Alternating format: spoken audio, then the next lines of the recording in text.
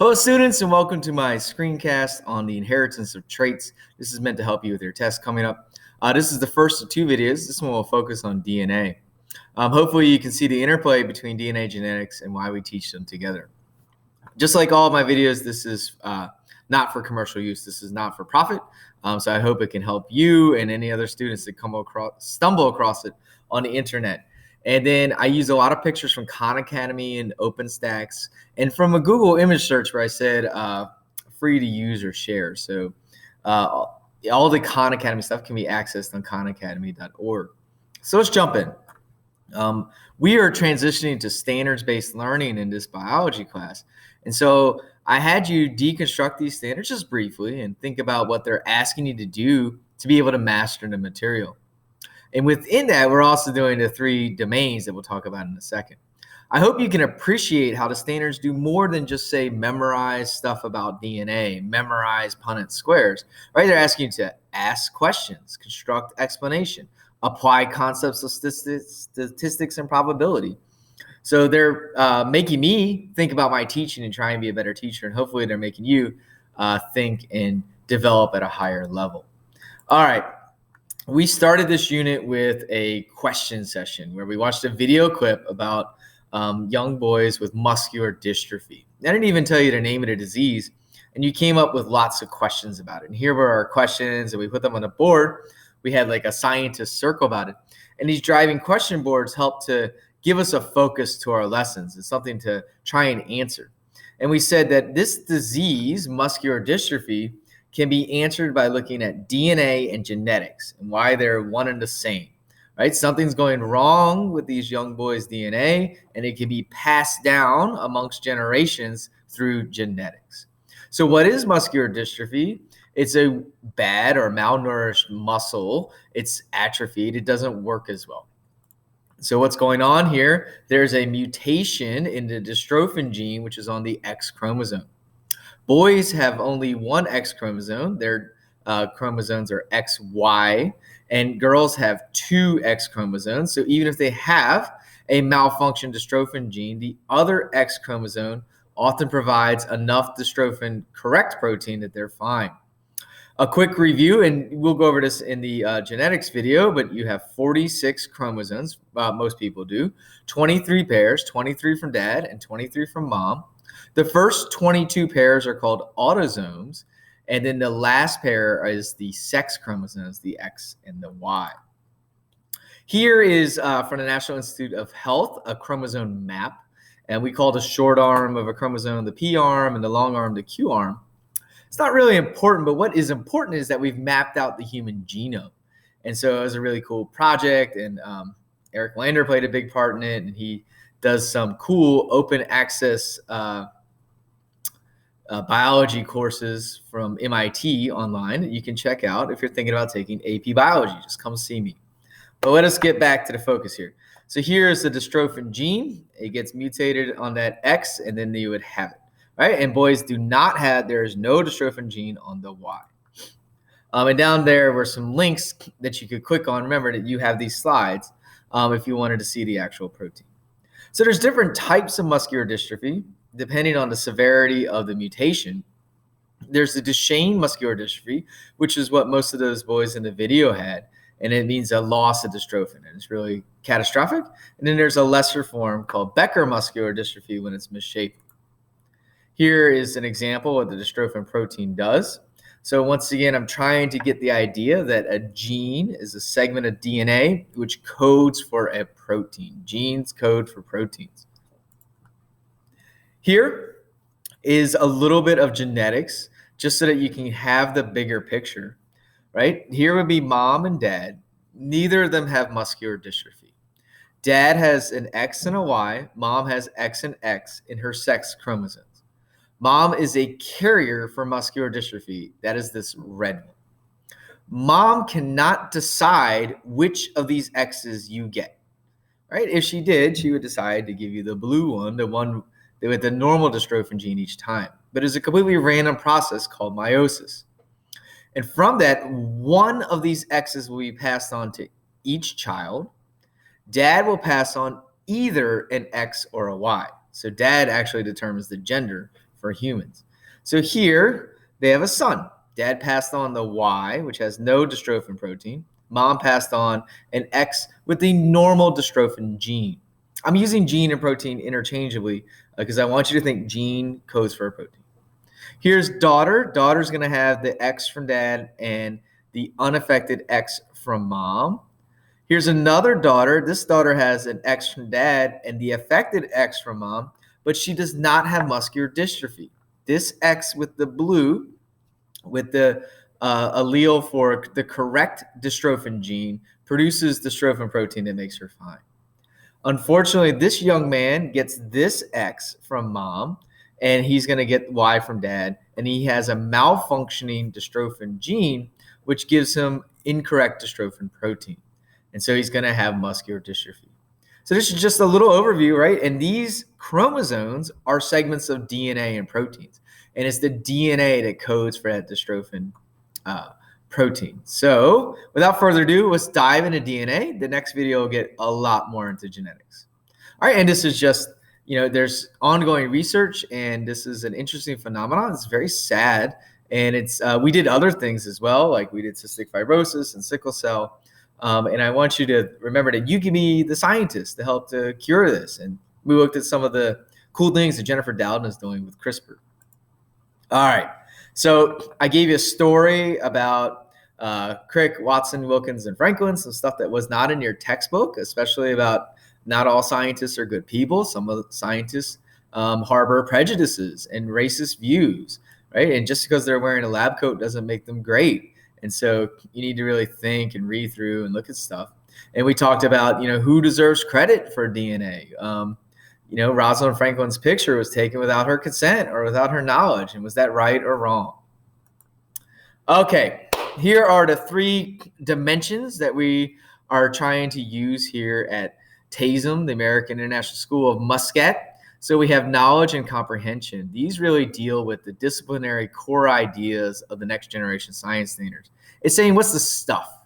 This is like what your tests used to be like in science, right? So what is, DNA has what as a nucleotide, a sugar, a base, and a phosphate.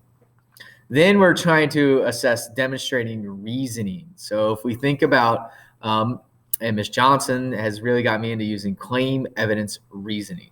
Right. So what was your claim? What evidence was there? And then what was the reasoning, that the scientific reasoning that shows whether your evidence supports your claim or not? The evidence won't always support it. And maybe that means something else is at play. And we talked about that with linked genes a little bit. And then application and performance. Can you take the skills that we worked on in class and use them in a novel situation? For example, can you take what we learned about with muscular dystrophy and apply it to a different disease like cystic fibrosis? Okay, so there was a timeline for discovering DNA. You don't need to memorize this at all, but just that there are a lot of experiments going on in the first half of the 1900s, right? Going from 1900 to 1960. And so after World War II, there's a big push to figure it out. So these geneticists proved that genes are on chromosomes, and they worked a lot with fruit flies. But remember that chromosomes are made of DNA and protein. The DNA winds around histone proteins. And so the question was, were proteins or DNA the genetic material? And so there were 3 experiments we went over in class. And so if you can think about them in a claim evidence reasoning framework, then you're doing really well. The first one was Frederick Griffith's experiment. And he was trying to figure out what's going on with pneumonia. And so he gave this mouse a rough strain of pneumonia. And this rough strain, the mouse was able to defeat it. Their immune system said, hey, we can beat you. If you gave the mouse the smooth strain, this red one right here, it's going to kill the mouse. The smooth strain has a different coating that makes it very hard for the immune system to pick up on. And by the time it does, it's too late and the mouse dies. So just like if you were out on a field trip and you got stuck somewhere and you wanted to drink some water, you would heat it up or boil it first. If you heat up or boil the smooth strain, it does not kill the mouse. So if we take this one which killed it and then boil it, it doesn't kill the mouse. Over here is the really interesting result. If you take the heat boiled smooth strain combine it with the non-virulent or the non-harmful rough strain, the rough strain gains the properties of the smooth strain and is able to kill the mouse. In other words, the rough strain was transformed and gained some deadly properties. So what's causing that transformation? So can you describe the claim, evidence, and reasoning of this experiment that I just went through with you? Go ahead and pause the video. All right, let's see if you got this. I would say that the claim would be that bacteria can be changed or transformed, right? And he had to write that claim after doing this experiment and seeing it. The evidence was you put the heat-killed smooth strain with the non-harmful R strain, and the R strain became deadly, right? And you saw that with a dead mouse. The reasoning, Griffin didn't know, but the S strain's DNA was taken up by the R strain. So some of the DNA was able to be used, but he didn't know that yet. Okay, here is the Avery, McLeod, and McCarthy experiment. And so they were looking at Griffith's experiment. They used the same types of cells, but they used some enzymes. And enzymes are proteins that help to make a reaction go. And these enzymes that are going to be used are going to chop up proteins. That's called proteinase. This one's called ribonuclease or RNase. This is going to chop up RNA. And this is called deoxyribonuclease or DNase, and it's going to chop up DNA. This is, in my opinion, the hardest experiment for students to understand because you have to think backwards a little bit. Here would be the heat-killed S cells. If you remember, in Griffith's experiment, when you added the heat-killed S with the R changed and became deadly. Well, here, if we add the heat-killed S to the R, we're going to take out one factor to see if we can figure out what is causing these R cells to transform. So in this test tube, we remove all proteins. All proteins are removed. We then add the R cells to the heat-killed S cells and see if they become deadly. And they do. So this is telling you, students, that protein is not the transforming factor. Protein is not what gave those R cells the ability to become deadly. In this test tube, we take out all the RNA. So you leave in proteins, you leave in DNA. Previously, they had taken out lipids and sugars. That would be fats and carbohydrates. So we remove the RNA, and the R cells still become deadly. So what does that tell you? It tells you that RNA is not what's causing those R cells to become deadly. So protein is not changing the R. RNA is not changing the R. And here's the beauty of this experiment. If they took away the DNA and then added R cells to this heat-killed S cell, the R cells do not kill the mouse. Let's go back one more time. So what we're saying is, if you take the heat-killed smooth strain, this red one right here, and add it to the rough strain, but if you take away all DNA in the system, then the rough strain does not become deadly. That tells you that DNA was the transforming factor in that experiment. So can you describe that? Pause the video, look at your notes, and see if you can do it. All right, the claim was DNA was transformed. They used the enzymes, and when they used the enzyme to disable DNA, then the R strain did not kill the mouse, right? So that means the DNA was disabled, which meant the R strain was not transformed. I will not ask you to memorize this experiment. I'll ask you to look at data that I might present you and then discuss it. All right, and you can see the practice test, for example, now. So here's another fun one. This is the blender experiment, the Hershey and Chase experiment. And this is another beautiful experiment. Another instance, though, where the female scientist did not get recognition. So what's going on here? In the first experiment, they grew a bunch of bacteriophages. Bacteriophages are viruses that infect bacteria. They've been around since as long as bacteria has been around. And here they're going to grow them in radioactive sulfur. You can think about that as this pink solution here. Sulfur is interesting. Sulfur is only found in proteins. It's found in some of the amino acids in proteins, methionine and cysteine, but it is not found in DNA, and they knew that. And then in this one, they're going to let the bacteriophages grow in radioactive phosphorus. And phosphorus is only found in DNA, not in proteins. So phosphorus, if you remember when we learned about ATP, right? It's found inside of DNA in the sugar phosphate backbone. So let's go back to experiment 1 with this pink bacteriophage. So they let the bacteriophages grow in this radioactive sulfur, and then they let them infect the bacteria. They shake them off with the blender, and then they centrifuge them. They spin them around very quickly, right? And then the cell organelles and mass go to the bottom of the test tube. It's like if you spin around a bucket of water, the water is heavier, so it'll stay inside of the bucket. All right, so the cell is denser, so it goes to the bottom, and then the liquid in the solution is at the top of the test tube. And we'll get to do this in class when we do some biotechnology stuff. We'll get to use a centrifuge. They found that all of the pink radioactivity of the sulfur was in the liquid. What that tells you is that the bacteriophage did not inject the radioactive sulfur inside the cell.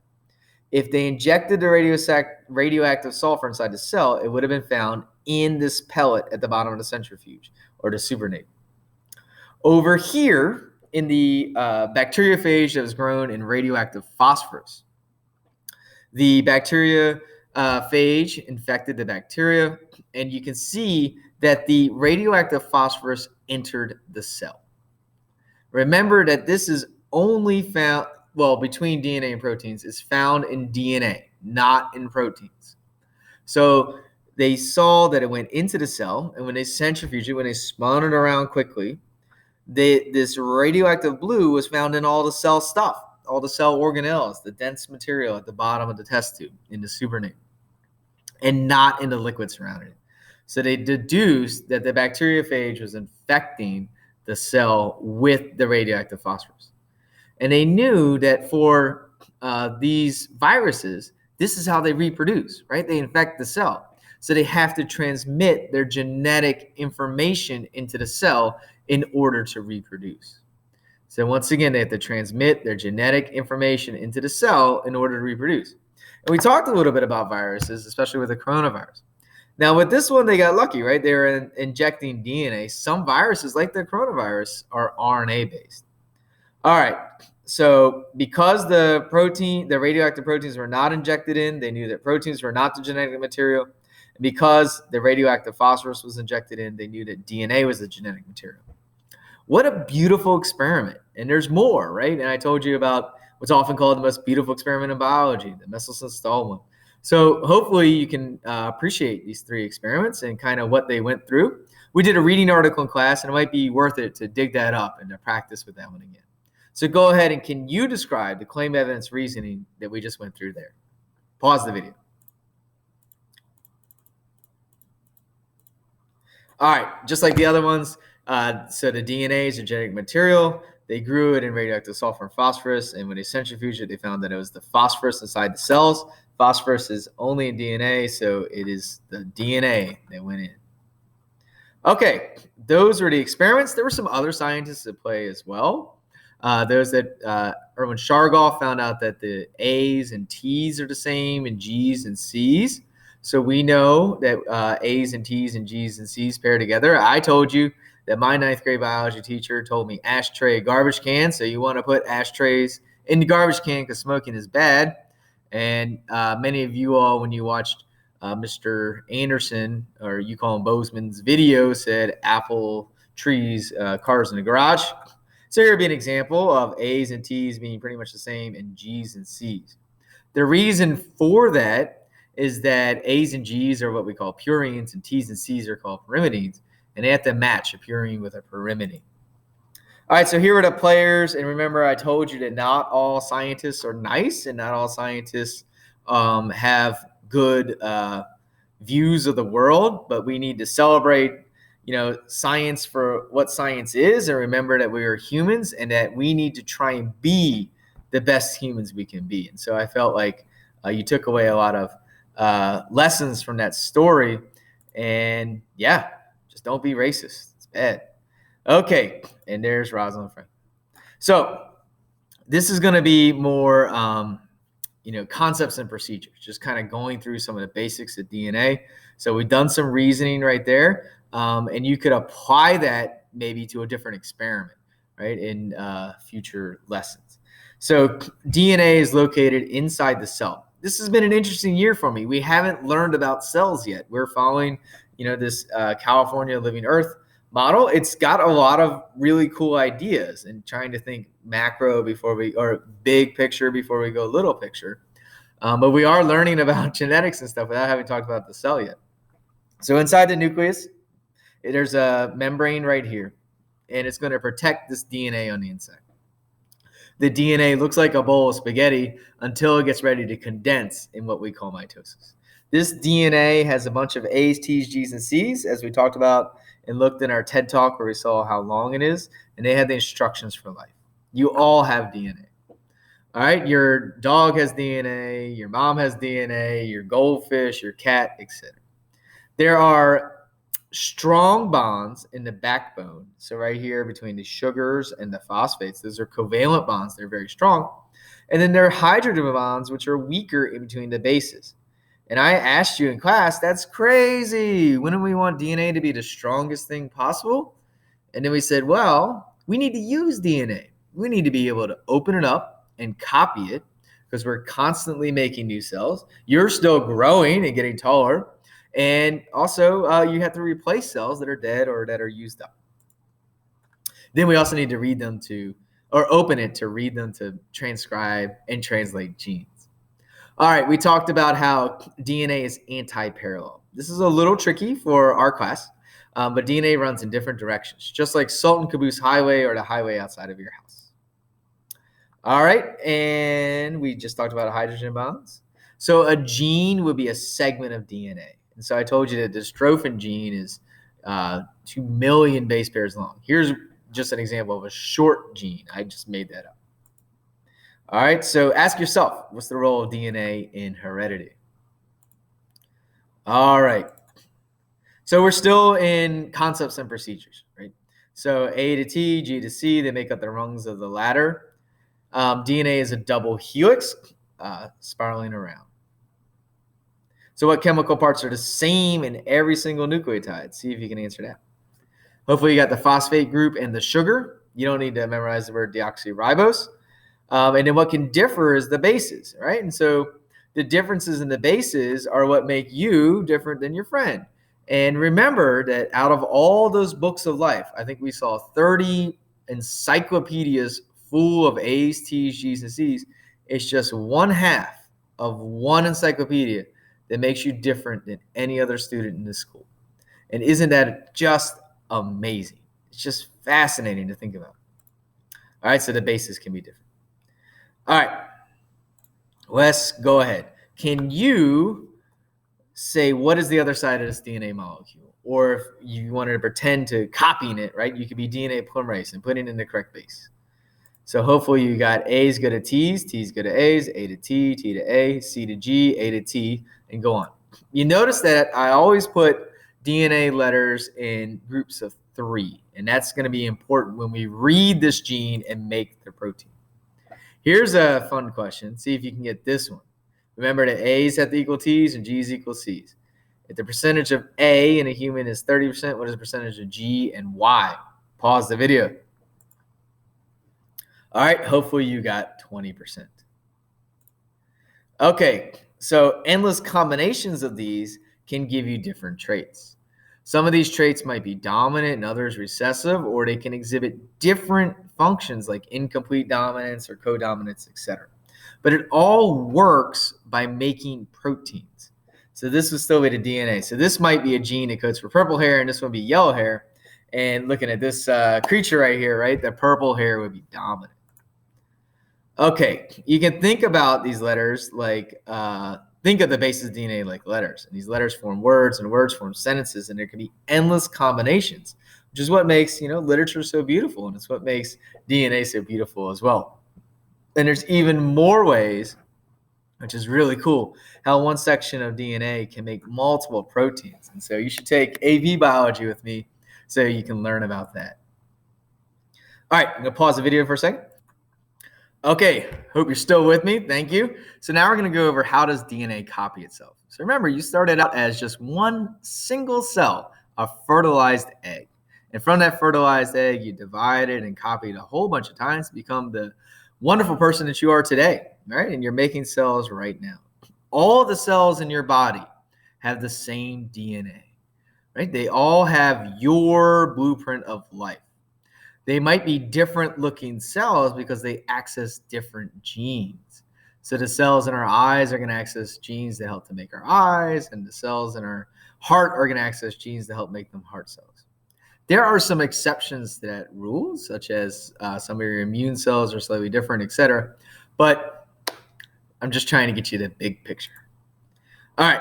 So Watson and Crick noticed that each strand of the double helix has all the information needed to make the other strands that are complementary. So replication is a process where DNA makes a copy of itself. All right. And this is going to happen in the cell cycle, which we're going to learn about in our next unit as we transition to instructional segment 5. And we're going to go over pedigrees, because we didn't finish that, the cell cycle, and meiosis. All right, so it's semi-conservative. That means it's going to have one old strand and one new strand. So let's see if we can figure out why. And that would be a good example of you being able to use your reasoning skills, right? Could you demonstrate the reasoning for why DNA replication is semi-conservative? So here's the old one and here's the new one.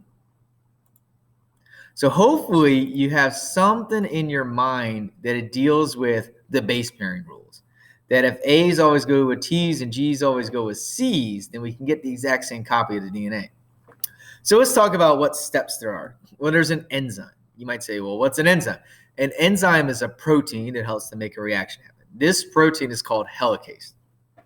Helicase is going to literally fork its way in and unzip DNA. Right? It's going to break those hydrogen bonds. Then an enzyme called DNA polymerase. Look at how nice that's named, right? It's going to make more DNA, right? And here, helicase, I think about it like breaking the helix. So DNA polymerase is going to come along, it's going to attach, and it's going to add new strands. And it does this super fast. We watched that HHMI animation to show how quickly it goes. It's checking this to make sure that each new DNA strand has the right bases, but sometimes errors do happen. And if those errors happen in a gene that codes for a protein, it could be good, it could be selected for, it could be bad. But the only ones that will be passed on to the next generation is when this happens in the formation of sperm or eggs. Okay.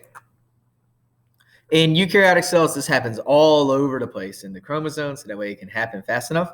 And in a prokaryotic cell, their DNA is just like a single circle, so they're just going to go and copy the whole thing. So it starts from a single point and continues in two directions until the entire chromosome is copied. All right. What role does DNA polymerase play in copying DNA? That's another concepts and procedures one, right? Okay, this is something that we did not go over in class. It's not on your test. But if you're thinking about taking AP biology, I challenge you to use your reasoning skills right now to see if you can figure out what's going on. If we grew DNA in a heavy or this red nitrogen 15 solution, and then transferred the bacteria over to the lighter nitrogen 14 one, and then measured the mass of it each time after it divided, what's going on here? So this is a really cool experiment. In AP biology, I make them draw it out, etc. So see if you can. That's hard. I didn't really give you enough information, but come see me if you'd like to go over it. All right, I'm going to pause the video for a second.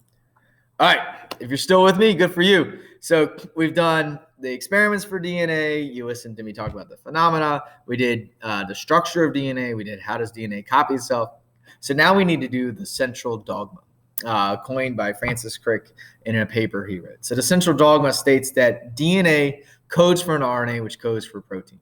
For a long time, we just thought that one gene coded for one protein, and now we know that's slightly different. So DNA is in the nucleus. We don't ever want to lose our DNA. We don't want it to get damaged. So we're going to send a messenger or a transcript out from the nucleus into the cytoplasm of the cell. And this messenger is called RNA. The RNA, once it gets into the cytoplasm of the cell, will hook up with a ribosome to make a protein. And this is where you learn to read the codon chart. You did a great job. You all crushed making proteins. You learned that in like less than 5 minutes. It was really quick. All right. So a gene is a segment of DNA that is going to be read. It's going to be read by an enzyme called RNA polymerase, and it's going to make messenger RNA, which is then going to go into the nucleus to be made into proteins. All right. So sorry, I kind of skimmed over this. I'm back. And so here we go. It's going to send its message to ribosomes where proteins are made, and the messenger is called messenger RNA. So let's see if you can remember some of the differences between DNA and RNA. Unfortunately, the answer is right in front of you. So maybe rewind the video and see if you can do it. Right? But RNA is single-stranded. It has a different sugar, ribose, and it has uracil instead of thymine. So it has a U instead of a T. And since it's almost Valentine's Day, right, remember that RNA loves you. So go ahead and see if you can make the RNA strand for this DNA strand. It did not come up. So hopefully it should be U, A, U, C, G, C. So in RNA, you just replace where T would be with a U. All right, so C to G and A to U. All right, so RNA is going to carry the message to the ribosome where proteins are made. Here's mRNA. That's what leaves the nucleus and goes to the ribosomes. There's rRNA, which is ribosomal RNA. It helps to make up the ribosome. And then there's tRNA. And tRNA is really interesting. It looks like the letter T, and it's going to carry an amino acid. Amino acids you get for the foods that you eat, and you synthesize some of them, and they're going to make up proteins. So they're really important. There's 20 different amino acids. Each amino acid has a specific tRNA molecule that it attaches to. And that tRNA molecule has a specific anticodon. Anticodon is the 3 nitrogenous bases at the bottom. They're going to match up with the codon on the mRNA. So let's check it out. Okay, so here are the 3 types of RNA. There's mRNA. Here you can see it, ribosomal RNA, or the ribosome right here, and a tRNA. So that mRNA is being read by that ribosome. The tRNA comes in, drops off the correct amino acid, and then goes out. So let's see how it exactly works, right? So we have, first of all, we're going to transcribe the DNA into mRNA, and then we're going to translate it into the protein. And remember, proteins are just building blocks of everything. It's what you see. When you're looking at me, you see a lot of proteins. Transcription is the process where RNA is made from DNA in a nucleus. Think about what it means to transcribe a message, right? You're kind of copying it or writing it down. So here, RNA is copying or taking the information from the DNA out to make the proteins, right? It's slightly different, right? It's using a U instead of a T, and it's going to be modified as it's leaving the nucleus, but it's got the information from the DNA. Translation is where we take those instructions, we take those the RNA message, and we turn it into a protein. You can think about this like cooking a meal, right? So DNA would be like the cookbook. And then maybe you jot down the recipe on a piece of paper so that way you can take it to the store and get the ingredients. So that piece of paper with the jotted down or transcribed recipe would be RNA. You go to the store and you get all the ingredients. Those would be the amino acids. And you put them together, and that would be translation, where you're making the final product. Here's DNA becoming RNA, and then RNA being read to make the protein. So can you remember the 3 types of RNA? So here it goes. Inside the nucleus, there's going to be transcription factors that say, hey, we need to transcribe this gene. And so I gave you the example in class, and I put pictures up on the board, and you all thought it was funny of somebody being scared, right? And we said, okay, they're going to make epinephrine. And so they're going to transcribe a gene to make a protein. And so here, RNA polymerase is going to attach to this gene. And just like DNA polymerase makes DNA, RNA polymerase makes RNA. is going to read the gene and make RNA. The RNA gets modified and then can leave the nucleus. Inside the cell, in the cytoplasm, the liquid inside the cell, are ribosomes. There are some that are free-floating and some that are attached to an organelle called the endoplasmic reticulum. At these ribosomes, the RNA is going to be read, and for each codon, each 3 letters, the correct tRNA will bond to it and bring the correct amino acid. So here's an example. Here's the codon AGU. It's going to match up with UCA, and UCA has a specific amino acid. And so I taught you to read the codon chart. For the codon chart, you're always going to look at the mRNA, never the tRNA. So let's see. That was AGU. So AGU is going to code for serine. So that is this amino acid. Let's look at the next one. CGU. CGU is going to code for arginine. All right. So how do I read this? Right, in case you're confused. Well, I can't get my highlighter to come up. Here we go. Focus mouse. So we go CGU. You go first letter, second letter, third letter. That's the way the wheel works. There's also a chart. So if you take AP, they're not going to give you the wheel. They're going to give you a chart, but it works the same way. It's got first letter on a row, second letter on a column, and then you look for the third letter. So let's look up a couple more. Can you look up what AUG is going to code for? All right, AUG. That codes for methionine. All proteins start with methionine. It might later be cut out, but they all start with it. All right, can you look up UUG? Here we go. UUG, leucine. Remember that this is RNA that we're reading, but the RNA ultimately came from the DNA. And DNA is a gene. So you're really getting into the intricacies of how a gene codes for a protein. These amino acids with these funny names, when you put them all together, make a protein. And so they make something like dystrophin, right? Which was important for understanding our phenomenon. Okay. Take off the focus mouse. All right. And so here, ACG, why don't you look that one up, the last one there? If you look up ACG, you should have gotten ACG. You should have gotten 3. All right. So here is just another image of it. So here you can see the mRNA, AUG. This is the matching anticodon. This tricks students, right? They tend to think, and I did this just the other day with my AP students, they tend to think there should be a T here. Nope, because tRNA is still an RNA molecule. That's going to be a U right there. So AUG, UAC. All right, so let's move on. So hopefully you should feel comfortable transcribing and translating a gene. So if you need a review of what that is, look at this picture right here. If I gave you a segment of DNA, could you write down what the mRNA would be? And then using the codon chart, using this chart, figure out what the protein would be. We practiced that in class, and 100% of you mastered that. So hopefully it should just be a quick review. All right, most of you liked it. Like I told you, if you see a question like that on a test, that's concepts and procedures. It's really easy. But then to talk about what's happening there, I would argue that is really demonstrating reasoning or even application and performance for different things. So we've gone through how you can read DNA, make mRNA, and make a protein. Well, what happens if there's a mutation? Mutations can be caused by the environment, such as skin cancer or sun hitting you. Maybe you got too much sun on DO, or they could be caused in the formation of sperm and egg. So they could happen then. They could have been a mutation that has been passed down through generations, like muscular dystrophy, or it could happen, randomly when cells are dividing. So there's different types of mutations, and I wrote on the board, the fat cat ate the rat.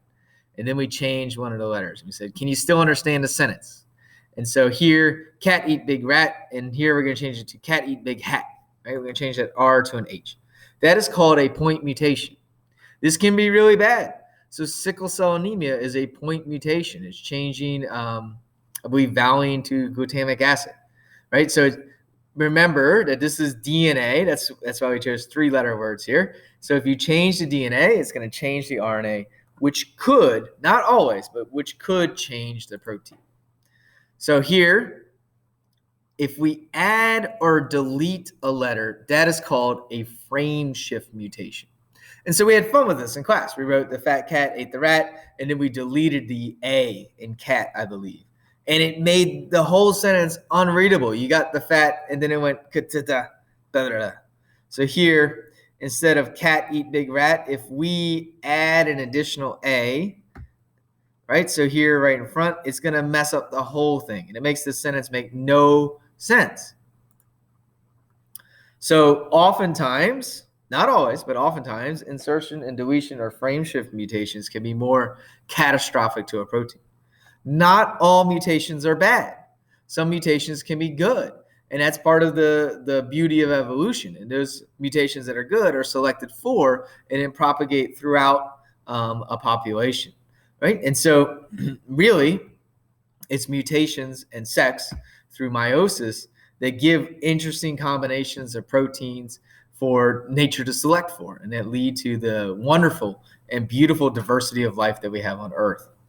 So mutations, I told you don't need to memorize the names. I want you to be able to work with it and say, here's what happens. And then we're going to work at, just today in class, as I'm recording this morning, we're going to look at the mutations for cystic fibrosis. So here would be the mutation. This one is a point mutation where the T was changed to a C, which could change the amino acid coded for. So let's look at a couple of them and see the effects. So a silent mutation, here's the original DNA, which would be ATG, and here is the mRNA from the DNA. A's go to U's, T's go to A's, G's go to C's. And if you look up UAC on a codon chart, that codes for tyrosine. So here, there's going to be a mutation. And this mutation is going to change this G to an A. And this happens, say, in the formation of your egg or sperm. It's going to then change the mRNA codon to UAU. But if you look at the chart, UAU and UAC both code for tyrosine. So in other words, there is no harmful effect to the protein. This is called a silent mutation. You never knew it happened, right? And so this often happens when the third letter in the codon is mutated. We call that the wobble effect. It probably helps to reduce the effect of mutations. Now, let's see what happens if this letter is changed and it changes it to a stop codon. So here, ATG, UAC. Here, ATC. So the G was changed to a C. It becomes UAG. If you look up UAG, it says stop. And what does stop mean? It means that it cuts the protein right then. It cuts it and releases it. So it's going to make it cut off really short. So it'd be like if the fat cat ate the rat just became the fat. You have no idea what the rest of the sentence was. And then last but not least is a missense. And a missense is going to change the amino acid. And this is what happens in sickle cell anemia. So here it goes from ATG to GTG, and it's going to become CAC. And it's going to change it from tyrosine to histidine. So here's a question for you. Can you make another missense mutation to ATG that would make a different protein? It would code for something different than tyrosine. Here's some examples of different diseases that come about because of this. And here's just a look at insertion and deletion so that you can see some examples of what would happen.